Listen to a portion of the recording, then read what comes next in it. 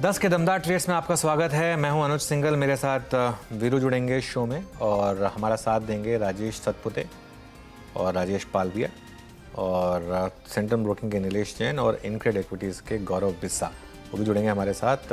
उसके बाद बाजार की बजट उम्मीदों पर मैक्स लाइफ इंश्योरेंस के डायरेक्टर और CIO मिहिर वोरा से करेंगे खास बातचीत। और इसके अलावा आज एक नतीजों पर भी हम एक बात करने वाले हैं और IGL के मैनेजिंग डायरेक्टर संजय कुमार जी से बात करेंगे उनके नंबर्स के ऊपर। लेकिन एक बार ज़रा पहले मार्केट का रुख, और लगातार मार्केट डे लो की ट्रैजेक्टरी में बना हुआ है। 17,747 इस समय निफ्टी, लो से कोई बहुत ज़्यादा दूर नहीं, लो 17,715। बैंक निफ्टी का एक बार चार्ट लेकर आइए, देखिए बैंक निफ्टी इस समय 40,882 और बैंक निफ्टी में हालांकि हल्की सी रिकवरी है लोअर लेवल से। लो था 40,733 और अब बैंक निफ्टी 40,889 के करीब। 100-150 पॉइंट की रिकवरी है ज़रूर बैंक निफ्टी में, लेकिन ओवरऑल ट्रेंड जो है वो वीक ही है। और सबसे ज़्यादा प्रेशर मार्केट पर डाल रहा है बैंकिंग पैक, ICICI बैंक खासतौर से 3% नीचे, HDFC ट्विंस, HDFC बैंक 2.5% नीचे, HDFC 2.5% नीचे और अदानी समूह, अदानी पोर्ट्स 3% नीचे, अदानी इंटरप्राइजेस हालांकि रिकवर हुए हैं स्टॉक्स। और SBI पर अच्छा खासा सेलिंग प्रेशर है, करीब 1.5% नीचे SBI। रिलायंस पर अच्छा खासा सेलिंग प्रेशर, 1.5% नीचे रिलायंस। तो ये कुछ स्टॉक्स हैं जो इस समय सेलिंग प्रेशर झेल रहे हैं। तेज़ी कहाँ हो रही है? तेज़ी हो रही है ऑटोज़ में, टाटा मोटर्स और बजाज ऑटो, इनमें तेज़ी है। और थोड़ा सा वीरू मुझे लग रहा है ITC ऊपर है, शायद आज ट्रेडर्स को इसका सहारा है, इसका स्टॉक का और इसके प्रोडक्ट्स का, वही सहारा है इस समय ट्रेडर्स को। हाँ बिल्कुल, इसके प्रोडक्ट्स का और ITC का सहारा है। अदरवाइज अगर आप देखें ज़्यादा कुछ नहीं है बाजार में। ये बिल्कुल सही, अगर आप देखें मार्केट्स अभी भी डे लो ट्रैजेक्टरी पे 17,728। एक काम करते हैं अनुज, कॉल्स लेते हैं फिर डिस्कशन करेंगे इंडिसेस पे। लेकिन अनुज, अब ये इस सेशन का अगर आप देखें ऑलमोस्ट हमारे पास 42-45 मिनट का कारोबार हो चुका है, 47 मिनट का। डिसाइसिवली हम 17,800 की ट्रैजेक्टरी के नीचे हैं। और अब आप देखिए ना, ये थोड़ी सी जो पहले अदानी, फिर अगर आप देखें सारे बैंक्स, रिलायंस में सॉफ्टनेस बढ़ती हुई, अगर ये ट्रैजेक्टरी के नीचे हम मेंटेन रहे 17,800, यानी मोर और लेस वो जो 26-23 दिसंबर से लेके अब तक मतलब का जो बेस था, वो हम वॉलेट बहुत डिसाइसिवली करके उसके नीचे सस्टेन कर रहे हैं। इससे व्यू क्या बनता है? नहीं वीरू, बहुत अच्छा सवाल पूछा आपने। देखिए 2-3 चीज़ें मैं कहूँगा। एक तो ये डिक्लाइन जो है ये बजट से ठीक पहले आ रही है और कुछ ना कुछ तो बिगड़ा है यहाँ पर। अच्छा, वो अब रिपोर्ट कितनी सच है कितनी गलत है देखिए हम कह नहीं सकते, ठीक है ना, लेकिन उसकी वजह से मामला थोड़ा तो बिगड़ा है, वरना इस तरीके से एकदम से कोलैप्स नहीं होता मार्केट, और खासतौर से बैंक निफ्टी। लेकिन देखिए वीरू, एक चीज़ मैं कहूँगा, ये देखिए फिर इंपॉर्टेंट चीज़ आ गई है, बजट में रह गए हैं सिर्फ 5 दिन और मार्केट काफ़ी टाइम से थोड़ा सा परेशान था वैसे भी बजट से पहले। और एक चीज़ ध्यान रखिएगा, निफ्टी अब बहुत ही इंपॉर्टेंट क्लस्टर को टेस्ट करने वाला है। 200 डे एक्सपोनेंशियल मूविंग एवरेज है 17,500 पर, मेरे ख्याल से आपके पास एग्जैक्ट लेवल होगा, मेरे पास नहीं है, लेकिन 17,500 के आसपास है। और 200 सिंपल मूविंग एवरेज है 17,250 पर। तो ये 17,250 से 17,500 का जो जोन है, अगर तो हम बजट में अगर उस जोन में जा रहे हैं और अगर बजट में कुछ बहुत ज़्यादा नेगेटिव नहीं आया तो मार्केट के लिए कैटलिस्ट की तरह काम करेगा ये। क्योंकि ठीक है एक लेवल पे प्रॉब्लम है मार्केट में, लेकिन ऐसा थोड़ा ना कि पूरी की पूरी मार्केट ही ख़राब है। और देखिए वो 200 डे मूविंग एवरेज उसके काफ़ी करीब हैं हम। पिछली बार यहीं से हम घूमे थे, 200 डे सिंपल मूविंग एवरेज से घूमे थे हम, और क्या ज़बरदस्त आपको निफ्टी ने ट्रेड दी थी उसके बाद। लेकिन अगर ये 200 day moving average, simple moving average अगर ये निकल गया यहाँ पे वीरू, तो मैं थोड़ा सा मार्केट में काफ़ी कॉशियस हो जाऊँगा। और देखिए आज एक और चीज़ हुई है, शुरू में लग रहा था कि मार्केट ब्रेड्थ पॉजिटिव है, मिड कैप इतना नहीं गिर रहे हैं, लेकिन ये अब मार्केट इसको एक तरीके से एक सिस्टमिक रिस्क मान रहा है। जिस तरीके से मिड कैप इंडेक्स में अब कोलैप्स आ रहा है, 1% मिड कैप इंडेक्स गिरा है और 1:4 का एडवांस डिक्लाइन है वहाँ पर, ये एक थोड़ा सा मुझे परेशान कर रहा है। मतलब निफ्टी के लेवल तो ठीक है, 150 पॉइंट ऊपर नीचे हम सब समझते हैं कि इतना फ़र्क नहीं पड़ता, लेकिन मार्केट ब्रेड्थ और मिड कैप इंडेक्स का इस तरीके से कोलैप्स करना अभी पहले 45 मिनट के बाद, ये थोड़ा सा वरीसम है। जी हाँ, और याद रखिएगा 2 चीज़ें पैरेलली अलाइंड है। वो कुछ देर पहले मैं आपको मंथली पिरामिड दिखा रहा था ना जनाब, एग्जैक्टली अगर मैं निफ्टी का, क्योंकि निफ्टी ने अभी फिर एक बार डे लो वॉलेट किया, निफ्टी का अगर आप एक सेकेंड 200 डे एक्सपोनेंशियल एवरेज देखें, वो प्लेस्ड है 17,535 पे ही। तो आप जो सबसे शुरुआती छोर पे 17,500 की पुट देख रहे हैं और 200 डे में ऑलमोस्ट एक जगह पे अलाइंड है। और जो छोड़ के आ चुके हैं हम 18,000 के बाद, 17,800 एग्जैक्टली अगर आप देखें जो नेक्स्ट पिवट लेवल है या फिर नेक्स्ट सबसे महत्वपूर्ण सपोर्ट है वो उसी जोन में, इसीलिए अगर आप देखें उनसे मैंने प्रश्न किया था। और बैंक निफ्टी आपकी स्क्रीन पे याद रखिएगा, इतने बड़े डिफरेंशियल फ्रॉम 100 डेमा, मतलब इतना बड़ा डिफरेंशियल तो हमने 3 अक्टूबर को भी नहीं देखा था। अब 100 डेमा से हमारा जो डिफरेंशियल है वो काफ़ी बढ़ गया है, काफ़ी बढ़ गया है। ओके, अब देखिए पिछले शो से हम एक कन्फ्यूज़न इस शो में और लेके आए हैं और वो है R1 R2, यानी राजेश सतपुते जी, राजेश पालवे जी, वो इस शो में भी हैं। राजेश पालवे जी, आपकी 2 कॉल्स क्या होंगी? तो वीरेन जी, एक शॉर्ट और एक लॉन्ग है। शॉर्ट साइड में वोल्टास के साथ जाना चाहेंगे। स्टॉक में कंटिन्यूस बेसिस पे अगर हम देखें तो एक मंथली बेसिस पे भी देखें तो स्टॉक में एक लोअर लो फॉर्मेशन हमने पिछले कुछ 7-8 महीनों से देखा है। जिस तरीके की वीकनेस वोल्टास यहाँ पे दिखा रहा है, हमें लगता है ये फर्दर और एक्सटेंड होगी। 740 और 735 ये लोअर साइड के टारगेट हमें लगता है आते हुए दिख सकते हैं। स्टॉप लॉस होगा करीब 759 के आसपास। तो वोल्टास फ्यूचर शॉर्ट करने की सलाह है। 735 लोअर साइड का टारगेट है। और जो लॉन्ग साइड का ट्रेड हमें लगता है जो लिया जा सकता है करंट लेवल पे, वो रहेगा ऑटोमोबाइल स्पेस से ही। और हमें लगता है ऑटोमोबाइल में जिस तरीके की स्ट्रेंथ है, यहाँ पे अशोक लीलैंड पे ही फोकस रहेगा हमारा। अशोक लीलैंड में हमें लगता है एक अच्छा मूव आते हुए दिख सकता है। तो अशोक लीलैंड फ्यूचर बाय करने की सलाह रहेगी। 152 के आसपास ट्रेड करा, इसमें अपसाइड के टारगेट 158 160 तक आते हुए दिख सकते हैं। स्टॉप लॉस होगा करीब 148 के आसपास। जी, वोल्टास आपकी सेल कॉल है जनाब। और क्या दौर रहा ये स्टॉक 2022 इसके लिए, और क्या 2022 क्यों कहूँ मैं, ये लास्ट 7 महीने जनाब ये स्टॉक लगभग 1300-3300 रुपये से रिट्रेस होकर 750, यानी अगर मैं टेक्निकली देखूं चार्ट तो जो नवंबर 2020 में रैली शुरू हुई थी उसमें ये स्टॉक 750 रुपये से करीब 1350 का हो गया था। वो पूरा का पूरा जो बुल रन का एडवांटेज था ना, इसने पूरा सरेंडर कर दिया। वाइट गुड्स सेगमेंट में, केबल गुड्स में आप देखें सबसे खराब दशा रही इस स्टॉक की। एक बाय एक sell, Voltas sell buy Ashok Leyland. और राजेश सतपुते जी, आपके 2 कॉल्स करेंगे। वीरेन जी देखिए, 2 कॉल्स रहेंगे, इसमें एक बाय रहेगा, एक सेल रहेगा। यहाँ पे अगर आपको सेल करना है then I would like to short Tata Chemical. इसका स्ट्रक्चर मुझे लगता है वीक है। 10 डीएमए 20 डीएमए पे एक डाइवर्जेंस है और जो वीकनेस यानी आपको एक रेजिस्टेंस प्रोवाइड कर रही है। तो मुझे लगता है टाटा केमिकल आज टूटेगा, कम से कम 910 का इसका टारगेट होगा। सो सेल करें। स्टॉप लॉस थोड़ा सा डीप रखूंगा क्योंकि मार्केट बहुत चौपी है। So your stop loss should be at 960। So it's a sell in Tata Chemical. Buy करूंगा मैं, देखिए कि हमने सुबह भी बात कि एफएमसीजी सेक्टर अच्छा है, तो उसमें से मेरा पिक रहेगा ब्रिटानिया। परसों भी अच्छा मुंह देखा था, तो ब्रिटानिया बाय करूंगा। स्टॉप लॉस रहेगा 4370 का और जो टारगेट मैं एक्सपेक्ट कर रहा हूँ वो रहेगा 4500 प्लस। ओके, तो ब्रिटानिया इस पर आपको करना है बाय। गौरव बिस्सा जी भी जुड़ गए हमारे साथ। गौरव जी गुड मॉर्निंग, आपकी ट्रेड्स? Good morning. पहला जो रिकमेंडेशन होगा वो है बाय एजिस केमिकल में। यहाँ पे अगर आप देखेंगे, देखिए मैं एक सिंपल फिल्टर इस्तेमाल कर रहा हूँ। तो इतने गिर आउट होने के बाद में, ना कार्नेज होने के बाद में, मिड कैप स्टॉक्स जो अभी भी अपने 55 80 एंड 200 डीएमए के ऊपर चालू है, तो उसका मतलब है कि उनका ट्रेंड काफी स्ट्रॉन्ग है। तो एजिस ऐसा है जो सभी एजिस के ऊपर फिलहाल ट्रेड कर रहा है। तो मुझे लगता है कि यहाँ पे एक अच्छा मौका आपको देखने मिल सकता है और एक मिल सकती है। तो यहाँ पे आप बाय करके चल सकते हैं। आपका जो स्टॉप लॉस होगा वो 335 का होगा ऊपर, और 360 के लिए एजिस केमिकल को बाय कर सकते हैं। दूसरा रिकमेंडेशन जो है वो ओएनजीसी में होगा। यहाँ पे अगर आप देखें तो ओवरऑल काफी स्टेबल रहा है, और यहाँ पे मैं वो स्टॉक्स देख रही हूँ जहाँ पे बहुत जल्दी मुझे मुंह देखने मिल जाए, क्योंकि काफी अनसर्टन हो रहा है मार्केट भी। यहाँ से बाउंस बैक आ भी सकता है और सस्टेन डाउनफॉल भी आ सकता है। तो यहाँ पे मैं कहूंगा एक बार 142 के स्टॉप लॉस से आप ओएनजीसी बाय कर सकते हैं। 165 का इसमें लक्ष्य होगा। चलिए, तो ठीक है। ये इस समय इस गौरव जी कॉल। नीलेश जी गुड मॉर्निंग, आपकी कॉल लेते हैं और उसके बाद एक मैनेजमेंट को जोड़ेंगे। नीलेश जी बताइए। हाँ, वेरी गुड मॉर्निंग की अनुज जी सभी को। देखिए, एक खरीदारी और बिक्री का ट्रेड है। खरीद के चलने की सलाह होगी टीवीएस मोटर को। ऑटो स्पेस काफी अच्छा लग रहा है। अशोक लीलैंड भी अच्छा लग रहा था, वहां पे ऑलरेडी रिकमेंडेशन आ चुकी है। टीवीएस मोटर इस पर्टिकुलर काउंटर में अपसाइड ओपन है 1100 तक की। करंट लेवल पे इसे खरीद के चल सकते हैं। 1055 का स्टॉप लॉस होगा एंड 1100 के इमीडिएट टारगेट होंगे स्पॉट्स के लेवल से।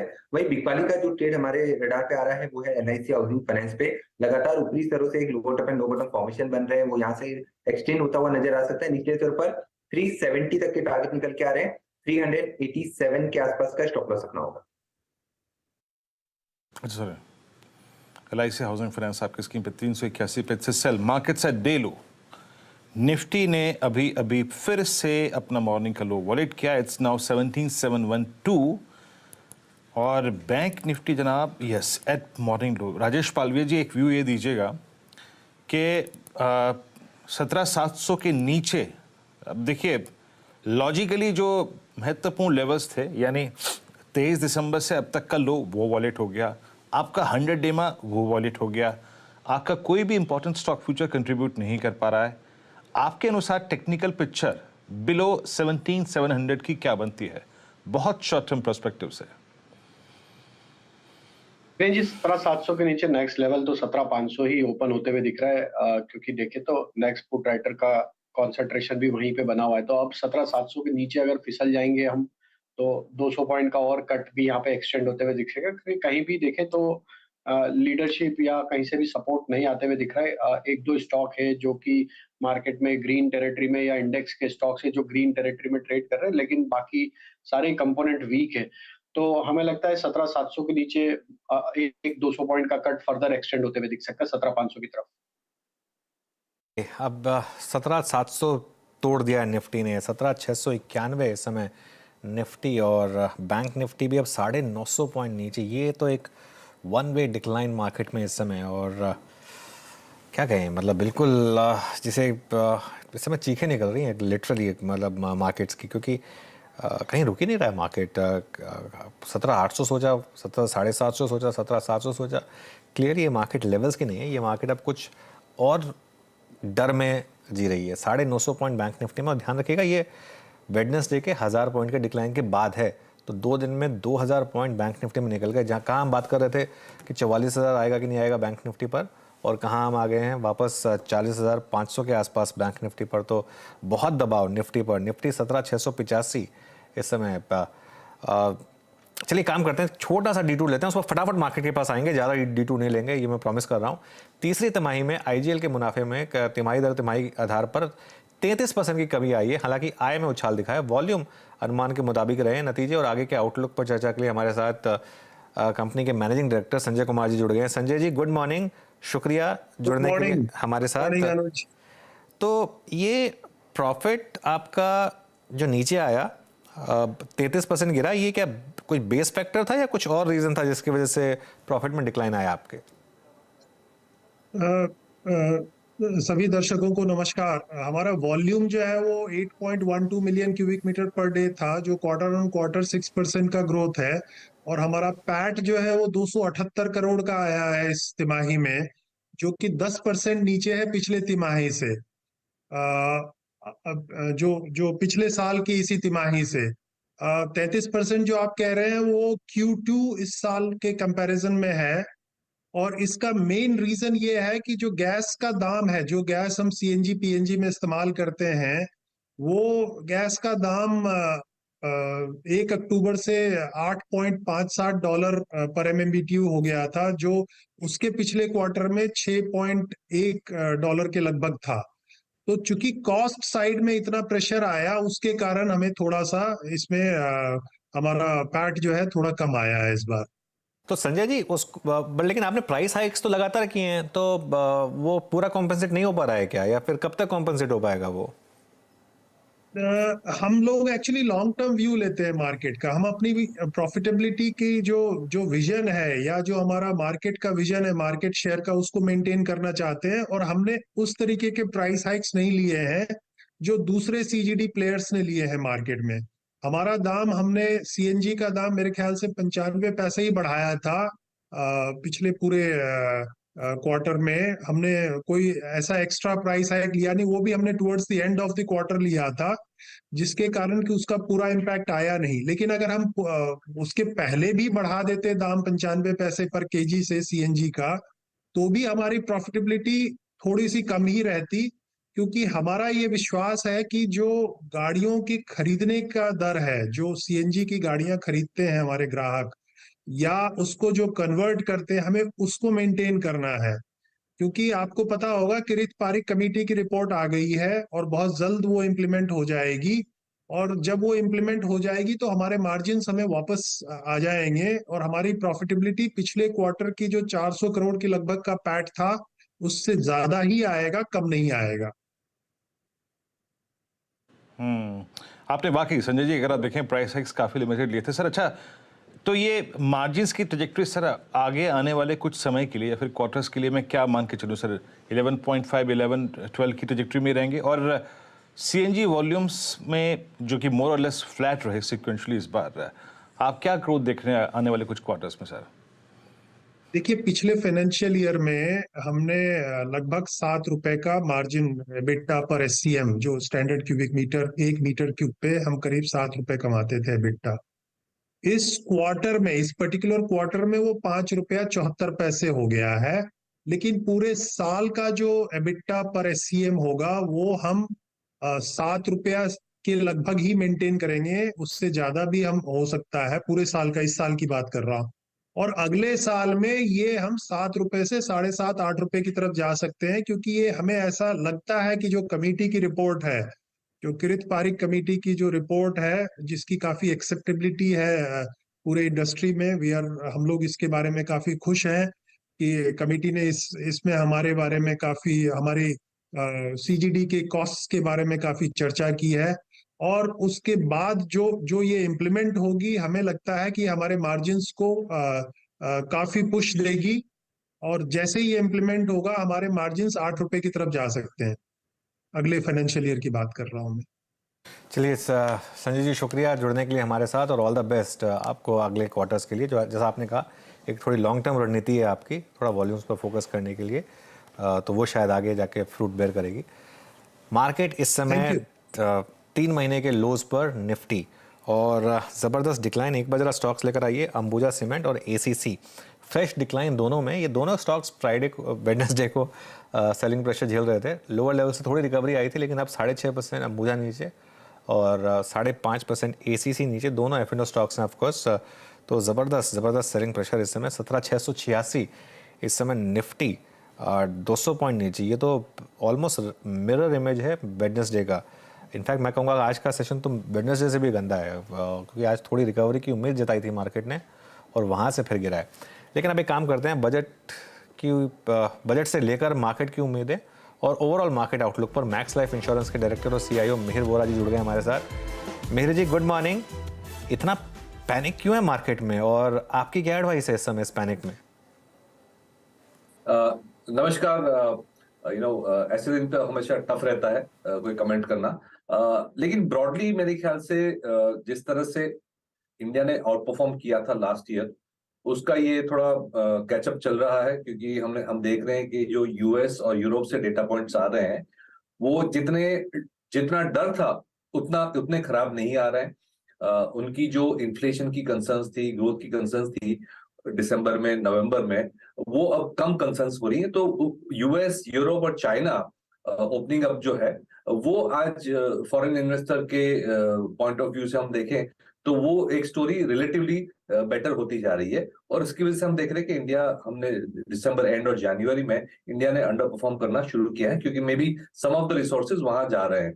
तो मेरे ख्याल से एक थोड़ा ग्लोबल जो माहौल था इतना बुरा नहीं है, और इंडिया ने काफी हद तक आउट परफॉर्म किया था, खास करके जो हमारे बड़े सेक्टर्स हैं, बैंकिंग जो ऑलमोस्ट 35-40% वेटेज रखता है इंडेक्स में, तो उसमें मेरे ख्याल से सबसे ज्यादा बिकवाली आ रही है, क्योंकि सम अमाउंट ऑफ रीएलोकेशन हो रही होगी।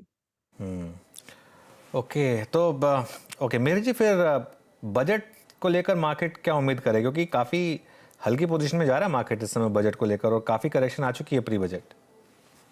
बिल्कुल, हल्की पोजीशन मैं ये कहूंगा कि रिटेल और जो डोमेस्टिक्स हैं वो हल्के हैं। एफआईआई अगर देखें तो लास्ट 2 वीक में उन्होंने एक्चुअली अपनी पोजीशन बढ़ाई थी, जिस तरह से थोड़ा मार्केट ने अपवर्ड्स मूव भी दिया था, वो शायद अनवाइंड हो सकती है। लेकिन ब्रॉडली स्पीकिंग मेरे ख्याल से जिस तरह से हम ट्रेंड देखें लास्ट काफी सारे सालों का, तो बजट जो है काफी नॉन इवेंट होते जा रहा है अच्छी तरह से। ये अच्छी बात है कि हमने जो डायरेक्ट टैक्सेस रेजिम है, इनडायरेक्ट टैक्सेस का जो रेजिम है, वो काफी अभी स्टेबल हो चुका है। तो बजट में पर से कोई बड़े बिग बैंग अनाउंसमेंट्स हमने देखे नहीं है लास्ट काफी सालों में, और वो अच्छी बात है कि एक स्टेबिलिटी है, पॉलिसी स्टेबिलिटी है, थॉट प्रोसेस की स्टेबिलिटी है। तो जो मेरे ख्याल से ऐसी कोई बड़ी नेगेटिव या बड़ी पॉजिटिव चीज आने की कोई उम्मीद नहीं है बजट में। कंपेयर टू लास्ट ईयर हमारा जो नॉमिनल जीडीपी ग्रोथ है वो इतना हाई नहीं रहेगा, क्योंकि इन्फ्लेशन कम होती जा रही है। तो जिस तरह से हम नॉमिनल जीडीपी ग्रोथ रेट 15 लेके चल रहे थे लास्ट ईयर, गवर्नमेंट विल एक 11% का नॉमिनल जीडीपी ग्रोथ रेट होने की उम्मीद है। तो उस तरह से जो टैक्स कलेक्शंस हैं वो थोड़े ग्रोथ रेट कम होंगे, बट गवर्नमेंट के पास इनफ लीवर्स हैं कि कॉस्ट किस तरह से कम करें, कैपेक्स किस तरह से टारगेट करें। तो एक मेरे ख्याल से 2-3 जो सेगमेंट्स है, अर्बन जो रिकवरी है कंज्यूमर और रूरल कंज्यूमर है, उनको सपोर्ट देने के लिए कोई स्टेप्स आ सकते हैं मेरे ख्याल से, बट ऐसा कोई बिग बैंग उम्मीद नहीं है। अच्छा आशु जी, इनफैक्ट मेरी जी माफ़ कीजिएगा, मैं आपसे ये पूछना चाहूँगा बात कि 2023 की जब हमने शुरुआत की थी, सर माफ़ कीजिएगा मैं नाम का गलत उच्चारण किया, जब 23 की शुरुआत हो रही थी तो एक विषय पहले से ही काफ़ी डिस्कशन में था कि अगर आपके पास लिक्विडिटी है तो इस साल के लिए सबसे अच्छा क्या है, इक्विटी है या फिर डेट है, जहाँ पे आपको 8-8.5% का ब्याज मिल रहा है। तो वो प्रश्न फिर अल्टीमेटली अगर आप देखें राइज होगा, भाई पहले 18,200 का इंडेक्स था, suddenly this index is available at 17,600, ये जो प्राइस डैमेज हुआ 2-3 दिन में। तो आप अप्रोच क्या रखेंगे? अगर मान लीजिए मेरा नज़रिया काफ़ी छोटा है, प्रोस्पेक्टिव सिर्फ साल सवा साल का है, तो क्या 8% पे फोकस करूँ इस वक्त? मेरे ख्याल से अगर 1-1.5 साल का आप पूछ रहे हैं तो मैं कहूंगा कि एक बैलेंस्ड अप्रोच लेना चाहिए, क्योंकि जैसे आपने कहा इंटरेस्ट रेट्स फिक्स्ड इनकम में भी अच्छे हैं। 1 ईयर अगर बैंक डिपॉजिट्स भी देखें तो काफी सारी बैंक्स जो हैं वो 7 to 8% की 1 ईयर डिपॉजिट यील्ड्स भी दे रहे हैं, specially some of the smaller banks. तो मेरे ख्याल से एक कंसिडरिंग के इक्विटी वॉलेटाइल होने की उम्मीद है ये साल, मेरे ख्याल से पॉजिटिव रिटर्न्स तो देगी, लेकिन वॉलेटिलिटी के साथ देगी, और फिक्स्ड इनकम में अट्रैक्टिव यील्ड्स बन रहे हैं। तो अगर 1 से 2 साल का अगर व्यू है तो मेरे ख्याल से एक बैलेंस रखना चाहिए, न पूरा इक्विटी में जाए न पूरा फिक्स्ड इनकम में जाए। I would say 50-50। 50-50 अगर आप देखें तो यहाँ पर एक्सपोजर रखिए।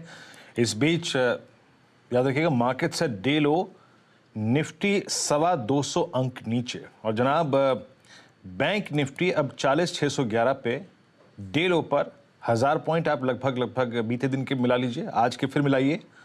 और आज जब सुबह सुबह ही मैं जो आपको बोल रहा था ना कि we are opening below 100 day exponential moving average, यानी अब हमें अगर आप लॉजिकली देखें तो 200 डे एक्सपोनेंशियल मूविंग एवरेज से आपका जो डिफरेंस है सिर्फ 600, एक सेकेंड है ना, इनफैक्ट आप देखिए अब 600, 700, 800, 850 पॉइंट फ्रॉम 200 डे में, और कोई बड़ी बात नहीं है। जिस प्रकार से अगर आप देखें बैंक्स को ग्रिप किया है इस बार बेयर्स ने, वो आ ही जाए। Anuj, look at bank Nifty 1000 point नीचे। देखिए वीरू, लेकिन इशू फिर वही आ जाता है बैंक निफ्टी का कि 2 दिन पहले तो ऐसा लग रहा था कि बैंक निफ्टी आउट परफॉर्म कर रहा है, तो 2 दिन में ऐसा क्या बदल गया? ये प्रॉब्लम होती है लॉपसाइडेड इंडेक्स का। लॉपसाइडेड इंडेक्स मतलब जहाँ पर 2 स्टॉक ICICI बैंक और HDFC बैंक कुल मिलाकर बैंक निफ्टी का 60 या 65% हिस्सा है, और अभी तक हो क्या रहा था, काउंटर बैलेंस कर रहे थे एक दूसरे को। ICICI गिर रहा था, HDFC बैंक बढ़ रहा था। अभी मार्केट की प्रॉब्लम क्या हो गई, एक बार कंट्रीब्यूशन प्लेट वापस लेकर आते हैं, उसमें आपको दिखाई दे जाएगा कि ये एकदम से दोनों के दोनों आपके अगेंस्ट चले गए। और ये इशू सारा का सारा इस समय टेक्निकल है मार्केट में। एक लेवल निकलता है, दूसरा लेवल आ जाता है, दूसरा लेवल निकलता है, तीसरा आ जाता है, तीसरा लेवल निकलता है, चौथा आ जाता है। ये देखिए, ये तो निफ्टी का कॉन्ट्रीब्यूशन है, लेकिन बैंक निफ्टी की बात कर रहा था मैं, क्योंकि लॉपसाइडेड नेचर बैंक निफ्टी का, निफ्टी में थोड़ा है, इतना नहीं है, लेकिन बैंक निफ्टी का देखिए अभी कॉन्ट्रीब्यूशन। 2 स्टॉक्स ICICI बैंक और HDFC बैंक दोनों 300 पॉइंट गिरा रहे हैं बैंक निफ्टी को। 600 पॉइंट सीधे यहीं से आ गए। उसके बाद बाकी स्टॉक कुछ कर भी लें तो कुछ होगा नहीं उससे।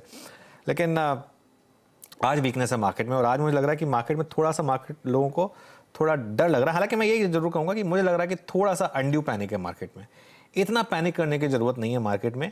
ना इस रिपोर्ट को लेकर इतना पैनिक करने की ज़रूरत है अभी, और ना बजट से पहले इतना घबराने की ज़रूरत है मार्केट को। ये मेरा एक व्यू है, क्योंकि नॉर्मली अगर आप देखें तो पिछले कई सालों में मैंने एक चीज़ नोटिस करी है, इस तरीके के जो पैनिक्स होते हैं उसमें एक अच्छी बाइंग अपॉर्चुनिटी आती है। और हमेशा मैं एक चीज़ बोलता हूँ कि आप हमेशा बुल मार्केट का वेट करिए अपनी गलतियों को बेचने के लिए, और बेयर मार्केट या बेयर टर्न का वेट करिए अपने रिग्रेट्स को खरीदने के लिए। तो अगर आपकी कोई रिग्रेट थी तो जो नहीं खरीद पाए आप, तो शायद मार्केट ये फेस दे रहा है खरीदने के लिए।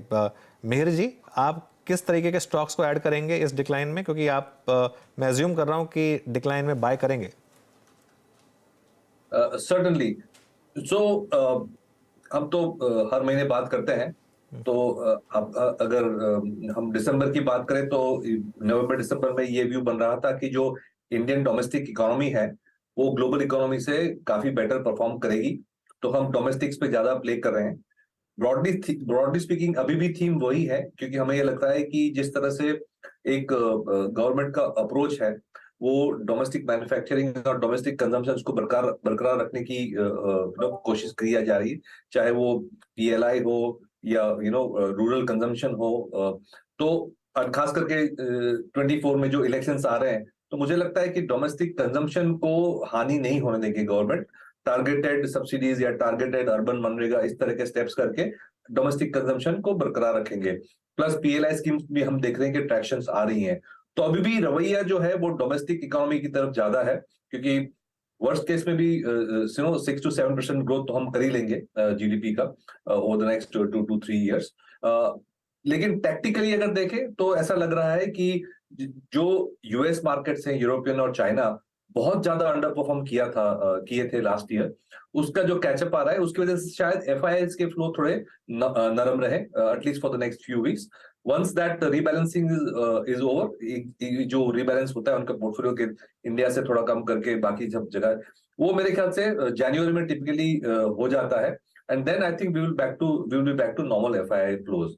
और ग्लोबल माहौल अगर देखें कि भाई फेडरल रिजर्व है या यूरोपियन सेंट्रल बैंक है, उनका जो रवैया है वो धीरे धीरे करके नरम होते जाएगा। जो बहुत टाइटनिंग करी थी लास्ट 6 महीने में, उसकी शायद हम पीक देख चुके हैं, और वो अगर नॉर्मलाइज होती है तो मेरे ख्याल से back to normal FII flows आएंगे। तो ये वॉलेटिलिटी है, उसमें हम डोमेस्टिक जो है प्लेस उस पर फोकस करेंगे, बट जो तेजी हम डोमेस्टिक में 3 महीने पहले करते उससे शायद थोड़ी कम, लेकिन फिर भी अभी भी फोकस तो डोमेस्टिक पे ही रहेगा। चलिए मिहिर जी, शुक्रिया जुड़ने के लिए आपका। और खैर ज़्यादा दिन वेट नहीं करना है अब हमको, बजट तो सिर्फ 5 ही दिन दूर है, लेकिन मार्केट की प्रॉब्लम इस समय बजट से नहीं है, मार्केट की प्रॉब्लम इस समय टेक्निकल है। और निफ्टी इस समय 17,709, थोड़ा सा रिकवरी लो से 17,667 तक जाकर। बैंक निफ्टी में भी थोड़ी सी रिकवरी, 1000 पॉइंट से ऊपर गिर गया था बैंक निफ्टी, अब 900 पॉइंट नीचे है, लेकिन 40,604 से करीब 150 पॉइंट की रिकवरी, लेकिन है तो वीकनेस में मार्केट में क्लियरली। अब मुझे और वीरू को दीजिए इजाज़त, और एक ब्रेक लेंगे, और ब्रेक के बाद दीपाली राणा जुड़ेंगी और ट्रेडर्स हॉटलाइन आपके लिए लेकर आएंगे।